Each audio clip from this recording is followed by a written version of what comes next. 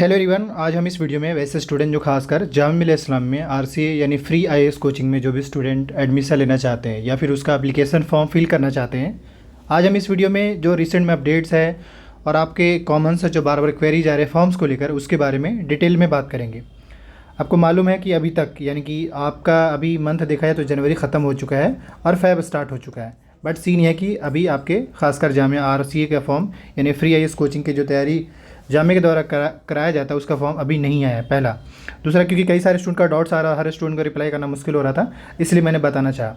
लेकिन जो अपडेट है मैं फिर से रिमाइंड कर दूं कि आपको मालूम है कि पिछले साल मतलब ये है कि आप एक बार एश्योर हो जाइए कि आपके फॉर्म कब तक आ रहे हैं। अभी ये है कि जामिया का खुद का एंट्रेंस होता है वहाँ पे, जैसे UG, PG, diploma, advance diploma, सारे कोर्स का खुद का एंट्रेंस, तो उसके फॉर्म यूजुअली ये मार्च में रिलीज़ करते हैं और इनका जो एंट्रेंस स्टार्ट होता है मिड अप्रैल से पूरे मई का सीन होता है। तो जैसे ही जब इसका एंट्रेंस का फॉर्म आएगा, मतलब जामिया का जैसे ही फॉर्म आता है, खासकर जहाँ पे वो खुद अपना एडमिशन लेते हैं एंट्रेंस के थ्रू, उसके बाद ही आपका आरसीए का फॉर्म आता है यानी रेसिडेंशियल कोचिंग एकेडमी का।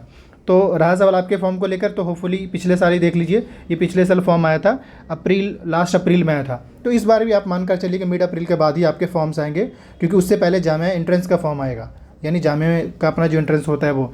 तो अप्रैल से पहले मतलब अप्रैल के आसपास में आपके फॉर्म्स आएंगे और एटलीस्ट आपको 1 मंथ टाइम मिल जाता है फॉर्म फिल करने का।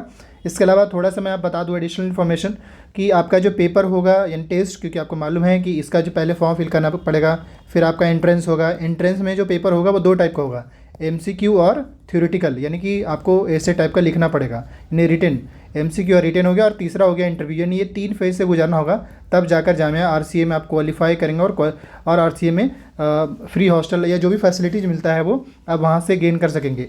तो थोड़ा सा बता देते हैं कि जो इसका 2 पेपर होगा, पेपर फर्स्ट जो होगा जनरल स्टडीज़ रहेगा, और पिछले साल या इससे पहले ये होता था कि ये 60 मार्क्स या 60 मार्क्स का एमसीक्यू रहता था, पर अब इन्होंने क्या करा है कि आपका जो क्वेश्चन होगा जनरल स्टडीज से वो 100 एमसीक्यू रहेंगे, और उसके बाद एशिया का जो सेक्शन होगा वो 60 मार्क्स का होगा, उसमें मेंशन रहेगा।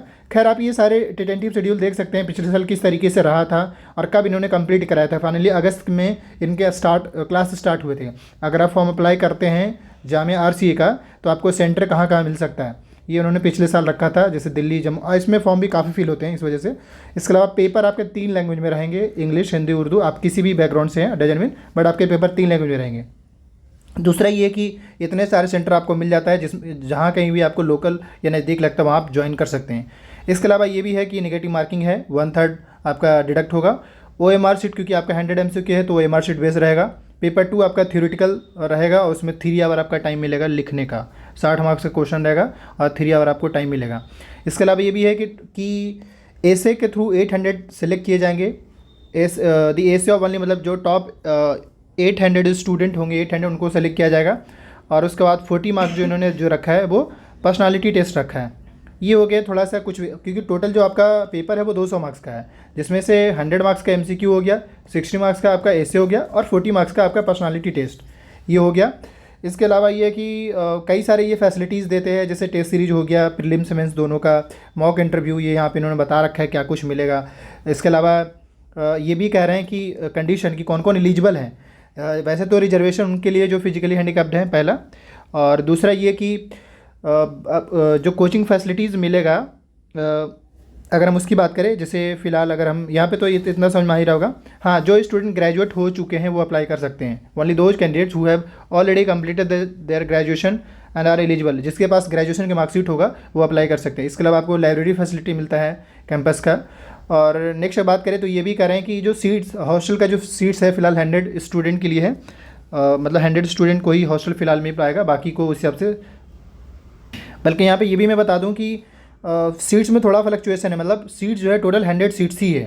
पिछले बार शायद थोड़ा ज़्यादा था, इस बारे में कंफर्म नहीं। खैर ये कुछ बेसिक चीज़ें आप निकालिए अपना, आप तो आपके एक सीट से मतलब होंगे। इसके अलावा हॉस्टल से आपको फैसिलिटी मिल जाता है, ये सारी चीज़ हो गया। तो ये बेसिकली आपको कुछ बेसिक डिटेल मैंने बता दिया है। अच्छा, आपका एक सवाल होगा कि तैयारी कैसे करें। हालांकि हम उस टाइप से अभी तो हम खुद ही आपके तैयारी के बारे में नहीं बता सकते हैं सही से, लेकिन मेरा एक सजेशन जरूर रहेगा। सीन ये है कि कोई ऐसा स्पेसिफिक कोचिंग नहीं पहला कि जामिया आरसीए का स्पेशली तैयारी करा सके, पहला। हाँ, दूसरा मैं आपको जरूर कहना चाहूँगा कि आप 5 से 6 सालों का जामिया आरसीए का पेपर सोल्व करिए और उससे आइडिया लेने की कोशिश करिए कि पेपर का लेवल क्या, स्टैंडर्ड क्या है। यूजुअली जामिया आरसीए से यही समझ में आता है कि कोई स्टूडेंट अगर यूपीएससी की तैयारी कर रहा हो यानी यूपीएससी का ढंग का तैयारी जो उसके सिलेबस है ऑलरेडी यूपीएससी की वेबसाइट्स पे, अगर उसके हिसाब से तैयारी करते हैं तो इसका मतलब आप जामे की भी तैयारी कर रहे हैं।